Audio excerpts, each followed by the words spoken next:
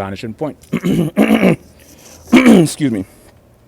So basically, vanishing point is a point at the horizon.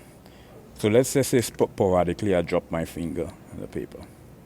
So it's a point at the horizon where the two receding line diminishes. Synchronicity is when there's a correlation between mutually exclusive events or scenario, or a correspondence in event or occurrence in time. Synchronicity. You know, serendipity is synonymous. You know, across the board, I tend to meet a lot of people who are inauthentically conscious. They wear consciousness on their sleeve. It's like a facade. It's an introductory facade. It's like a sociological and psychological facade they use when interacting with complete stranger to impress them. So ambiguity means indecisiveness.